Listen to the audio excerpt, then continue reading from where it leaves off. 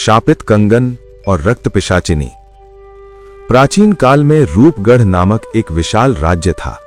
वहां का राजा भानु प्रताप बहुत ही न्यायप्रिय और प्रजाप्रिय था, परंतु उसकी एक ही चिंता थी, उसका इकलौता बेटा राजकुमार विक्रमजीत। वो निडर, जिद्दी और हमेशा रोमांच की तलाश में रहता। उसके लिए खतरे रोमांच का हिस्सा थे और कोई भी चेतावनी उसके हौसले को नहीं रोक सकती थी।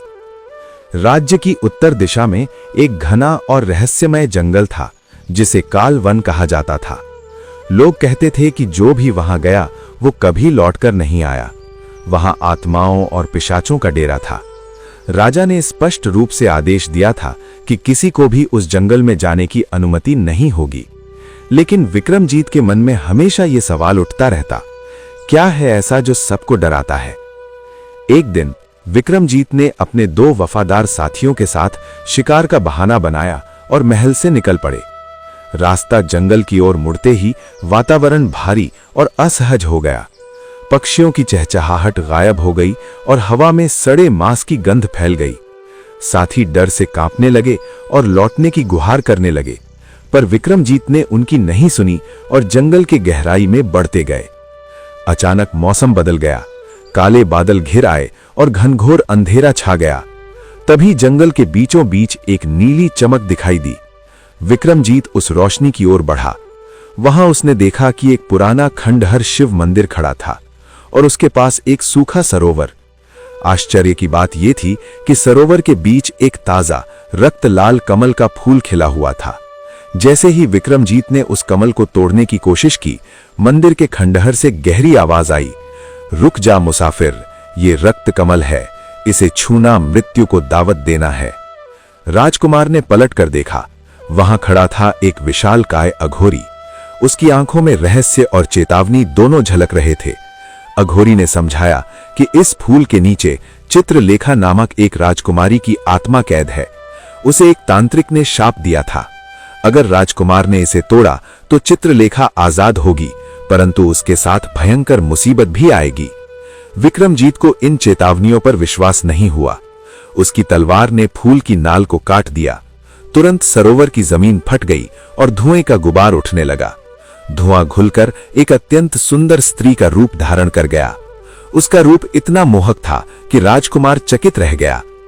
हे वीर पुरुष, तुमने मुझे सदियों की कैद से मुक्त किया है। मैं तुम्हारी दासी बनकर रहना चाहती हूं। राजकुमार विक्रमजीत उस रूप में पूरी तरह फंस चुका था। उसने अघोरी की चेतावनी अनसुनी की। उसने चित्रलेखा को घोड़े पर बिठाया और महल की ओर रवाना हो गया। अघोरी ने पीछे से चिल्लाया, मूर्ख, सुंदरता के धोखे में मौत को साथ ले जा रहे हो। जंगल से बाहर निकलते समय रात हो गई। रास्ते में उन्होंने एक पुरानी बावड़ी देखी। चित्रलेखा ने प्यास के बहाने राजकुमार को नीचे उतरने को कहा। जैसे ही वो नीचे झुका, उसकी असली पहचान सामने आ गई। उसकी आंखें लाल अंगारों जैसी जल रही थी और नुकीले दांत बाहर आ गए। ये कोई गंधर्व कन्या नहीं, बल्कि काल वन की रक्त पिशाचिनी थी, जिसने विक्रमजीत को फंसाने के लिए अपना रूप बदल रखा था।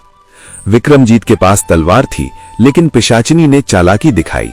जब वो ऊपर आई और राजकुमार के पास बैठी, उसने डर दिखाकर झूठ बोला कि कोई राक्षस उसे मारने आया है। विक्रमजीत ने विश्वास किया और उसे महल ले आया। महल में राजा और रानी भी उस सुंदर स्त्री के आकर्षण में फंस गए। राजकुमार ने बताया कि उसने उसे जंगल से बचाया है और उससे विवाह करना चाहता है। राजा ने तुरंत अनुमति दे दी। पूरे राज्य में जश्न मनाया गया।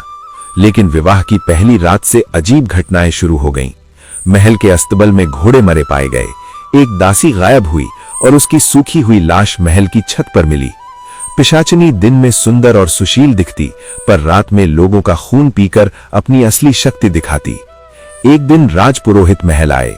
उन्होंने देखा कि नई रानी की परछाई धूप में भी नहीं बन रही है। उन्होंने राजा को चेताया कि यह कोई साधारण स्त्री नहीं है। राजा ने इसे अस्वीकार कर दिया। पिशाचिनी ने धीरे धीरे राजकुमार को अपने जादू में फंसाना शुरू किया। विक्रमजीत कमजोर होने लगा। एक रात उसने देखा कि उसकी पत्नी कमरे में नहीं है। तहखाने में जाकर उसने देखा कि पिशाचिनी मरे हुए सिपाही का मांस खा रही है। राजकुमार के पैरों तले जमीन खिसक गई। पिशाचिनी ने राजकुमार को पकड़ने की कोशिश की, लेकिन तभी राजपुरोहित ने महामृत्युंजय मंत्र पढ़कर उसे झटका दिया। राजकुमार ने उसे पकड़ने और नीलमणि कंगन को ढहाने का प्रयास किया। राजकुमार और पिशाचिनी के बीच पहली भयंकर लड़ाई यहीं शुरू हुई थी। महल में पिशाचिनी की छवि अब केवल सुंदरता की आड़ नहीं रह गई थी। रात होते ही उसकी असली भयावह शक्ल प्रकट होने लगी थी। उसकी आंखें लाल अंगारों की तरह जलती और हाथों से निकलती लपटें महल के गलियारों में फैलती थीं। दासियों की चीखें गूंजने लगीं और विक्रमजीत बार बार अपनी तलवार उठाकर उसे रोकने की कोशिश करता, पर पिशाचिनी की जादुई शक्ति उसकी हर वार को चुराने या पलट देने में सक्षम थी। राजपुरोहित ने महल में रहस्यमय मंत्रोच्चारण शुरू किया। उन्होंने बताया कि इस पिशाचिनी को केवल नीलमणि कंगन की शक्ति से ही रोका जा सकता है। ये कंगन एक प्राचीन रत्न था जिसे केवल असली चित्रलेखा पहन सकती थी। लेकिन विक्रमजीत के सामने सबसे बड़ी चुनौती ये थी कि वो पिशाचिनी की चालाकी में फंसी हुई थी और असली चित्रलेखा की पहचान करना भी कठिन था। विक्रमजीत ने निर्णय लिया कि वो खुद जंगल में लौटेगा और नीलमणि कंगन खोजेगा। उसने अपने 2 विश्वसनीय साथी सूर्यवंश और चंद्रकांत को साथ लिया। रास्ते में जंगल पहले से भी अधिक भयानक प्रतीत हुआ। पेड़ों की शाखाएं मानो जीवित हों, हवा में अजीब आवाजें और कहीं-कहीं पिशाचिनी के शापित दासों के भूत झूलते दिखाई देते। कई घंटों की खोज के बाद वे एक प्राचीन गुफा पहुंचे। गुफा के द्वार पर रहस्यमय शिलालेख उकेरे हुए थे। शिलालेख पढ़ते ही सूर्यवंश ने कहा, यहाँ केवल शुद्ध हृदय और निस्वार्थ वीरता रखने वाला व्यक्ति ही कंगन को निकाल सकता है, अन्यथा ये जहर बन जाएगा। विक्रमजीत ने अपने साहस को एक बार फिर परखा और गुफा में प्रवेश किया। अंदर एक विशाल तालाब था जिसमें नीलमणि कंगन तैर रहा था। तालाब में उतरते ही पानी का रंग बदल गया और उसे अजीब सी शक्ति का अनुभव हुआ। उसने महसूस किया कि कंगन केवल हाथ में लेने भर से नहीं मिलता, बल्कि हृदय की निष्ठा और साहस के परीक्षण से ही वो अधिष्ठित होता है। विक्रमजीत ने अपनी तलवार और विश्वास को एक साथ जोड़कर कंगन की ओर हाथ बढ़ाया। अचानक तालाब के पानी में भयंकर लहरें उठीं। पानी से निकलती प्रतिमाओं ने उसे रोकने की कोशिश की।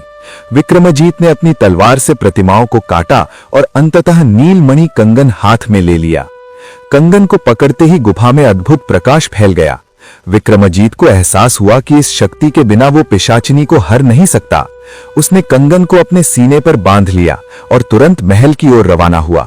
महल में पिशाचिनी ने विक्रमजीत की अनुपस्थिति का लाभ उठाकर अपने आतंक को बढ़ा दिया। उसने दरबारियों और दासियों को डराकर अपने अधीन कर लिया। विक्रमजीत के लौटते ही लड़ाई और भी भयानक हो गई। पिशाचिनी ने अपने जादू से दरबार की दीवारों और छतों को हिलाना शुरू कर दिया। उसका हाहाकार और रक्त पिपासु दृष्टि से महल डरावना प्रतीत होने लगा। विक्रमजीत ने नीलमणि कंगन का उपयोग किया। जैसे ही कंगन चमकने लगा, पिशाचिनी की शक्ति कम होने लगी। उसकी लाल आंखों की चमक मध्यम पड़ने लगी और उसकी झपट्टियां धीमी हो गईं।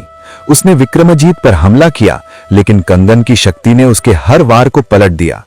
इस बीच राजपुरोहित ने महल के अन्य हिस्सों में खोज शुरू की। उसे पता चला कि असली चित्रलेखा, जो पहले पिशाचिनी के शाप में फंसी हुई थी, महल के गुप्त तहखाने में बंद है। तहखाने की कुंजी राजपुरोहित ने केवल अपने मंत्रोच्चारण और साहस से खोली। चित्रलेखा, जो रक्त पिशाचिनी के वश में थी, डर और थकावट से गिड़गिड़ा रही थी। विक्रमजीत ने तुरंत तहखाने की ओर दौड़ लगाई। पिशाचिनी ने उसे रोकने की कोशिश की, लेकिन नीलमणि कंगन की चमक ने उसकी ताकत को बाधित कर दिया। विक्रमजीत ने तलवार के प्रहार और कंगन की शक्ति का संयोजन किया। पिशाचिनी के जादू का केंद्र नष्ट होने लगा और उसकी भयानक शक्ल धीरे धीरे कम होती गई। तहखाने में पहुंचकर विक्रमजीत ने चित्रलेखा को देखा। उसकी आंखों में आंसू और राहत दोनों झलक रहे थे। उसने उसे कंगन पहना दिया। जैसे ही कंगन चित्रलेखा के हाथ में आया, एक दिव्य प्रकाश पूरे महल में फैल गया। पिशाचिनी का असली रूप, एक साधारण सुंदर स्त्री, साफ हो गया। वो कंगन के प्रभाव से शाप मुक्त हो गई थी। चित्रलेखा ने विक्रमजीत का हाथ थामा और कहा, तुमने मेरी मुक्ति के लिए अपना जीवन जोखिम में डाला। मैं हमेशा तुम्हारी आभारी रहूंगी। राजपुरोहित ने कहा, इस कंगन की शक्ति केवल शुद्ध हृदय और वीरता के लिए है। विक्रमजीत ने अपने साहस और निष्ठा से इसे साबित किया। इस तरह पिशाचिनी का आतंक समाप्त हुआ और महल में शांति वापस आई।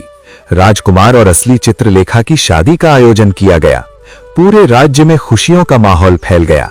लेकिन विक्रमाजीत को यह अनुभव हमेशा याद रहेगा कि सुंदरता और आकर्षण के पीछे छुपा खतरा कभी-कभी जीवन और मृत्यु के बीच की डोर हो सकता है। पिशाचिनी के रूप से मुक्त हुई वो स्त्री भूमि पर बेसुध पड़ी थी, लेकिन नीलमणि कंगन की चमक अभी भी महल की दीवारों पर नाच रही थी। राजपुरोहित का चेहरा गंभीर था। उन्होंने गहरी सांस लेकर कहा, राजकुमार, ये मत समझो कि संकट समाप्त हो गया। पिशाचिनी का शरीर भले ही श्राप मुक्त हुआ हो, लेकिन उसका अंतिम श्राप अभी जीवित है। विक्रमजीत चौकन्ना हो गया। चित्रलेखा ने उसका हाथ थाम लिया, मानो उसे आने वाले तूफान का आभास हो गया हो। तभी महल की जमीन कांपने लगी, दरबार के स्तंभों में दरारें पड़ने लगीं और छत से काले धुएं की लकीरें उठने लगीं। राजपुरोहित बोले, ये पिशाचिनी की आत्मा का अंतिम षड्यंत्र है। उसने अपनी मृत्यु से पहले पूरे राज्य को नष्ट करने की शपथ ली थी। अचानक आकाश में बादल घिराए। दिन होते हुए भी अंधेरा छा गया। महल के बाहर चीख पुकार मच गई। गांवों में आग लगने लगी, कुएं सूखने लगे और पशु उन्मत्त होकर भागने लगे। ये केवल महल की नहीं, पूरे राज्य की परीक्षा थी। चित्रलेखा की आंखों में दृढ़ता आ गई। उसने कहा, राजकुमार, यह संकट मेरे कारण आया है। यदि मुझे कुछ करना पड़े तो मैं पीछे नहीं हटूंगी।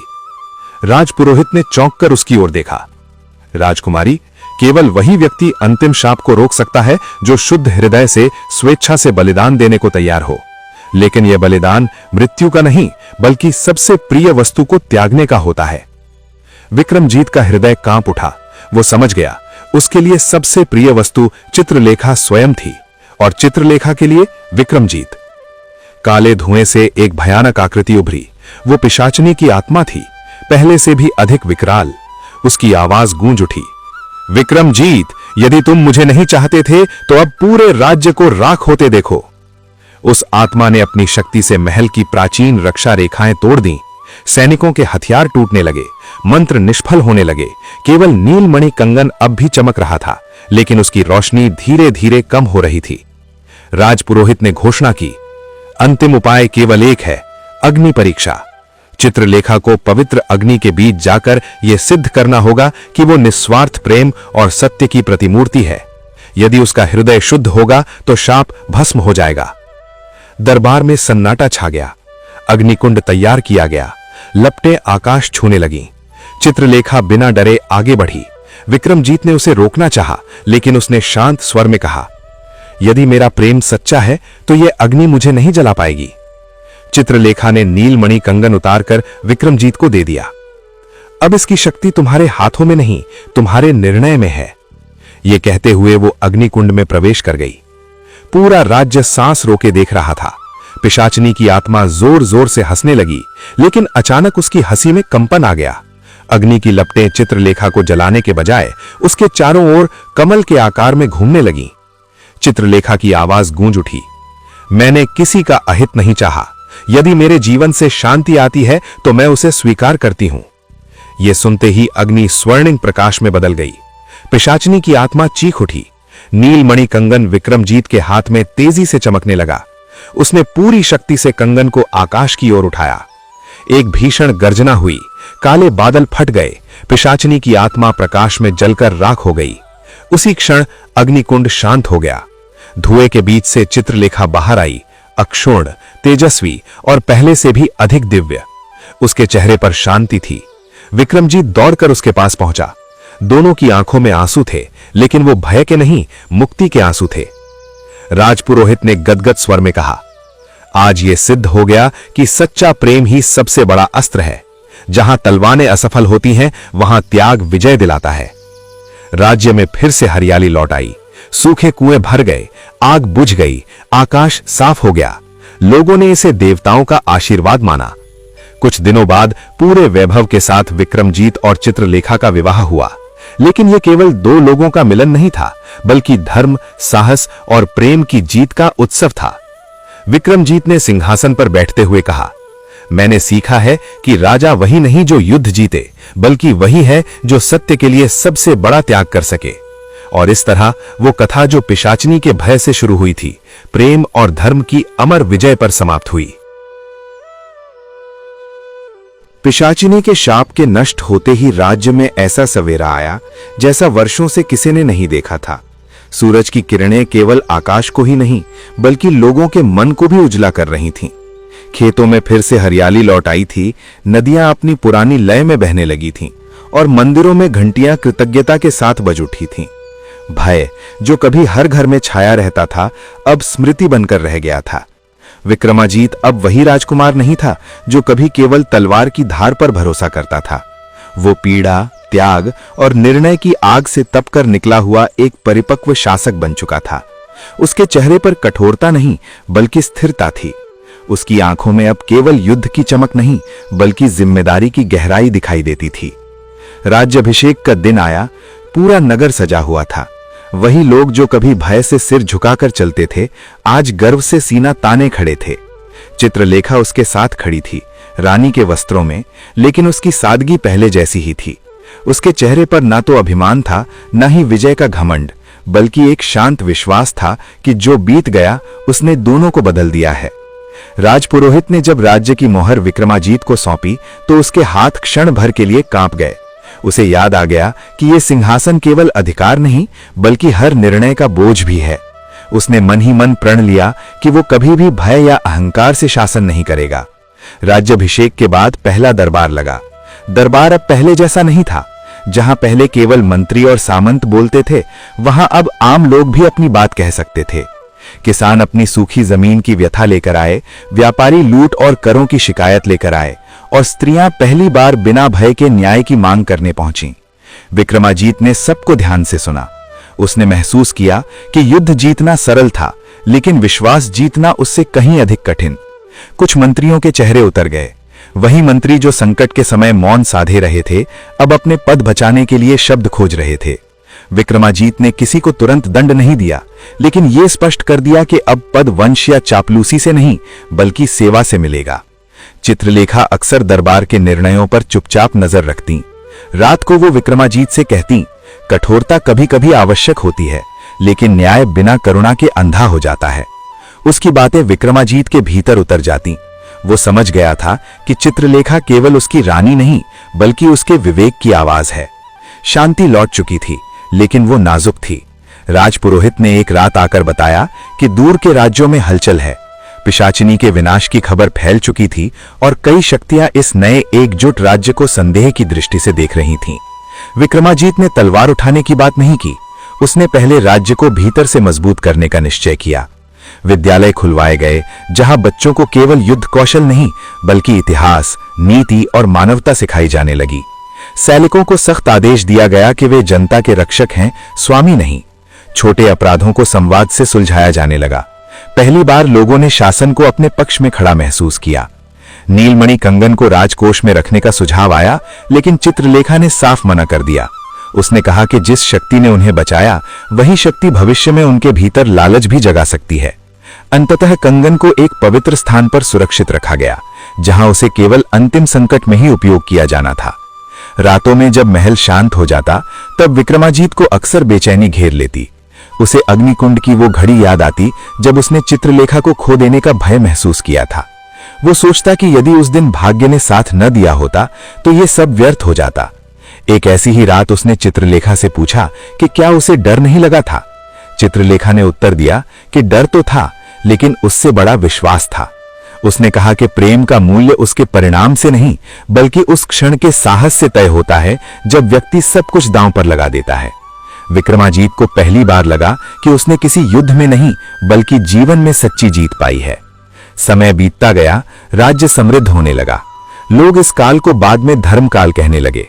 ये वो समय था जब कानून कठोर था लेकिन अन्यायी नहीं, और न्याय दृढ़ था लेकिन निर्दयी नहीं। लोग जानते थे कि राजा उनसे ऊपर नहीं बल्कि उनके साथ खड़ा है।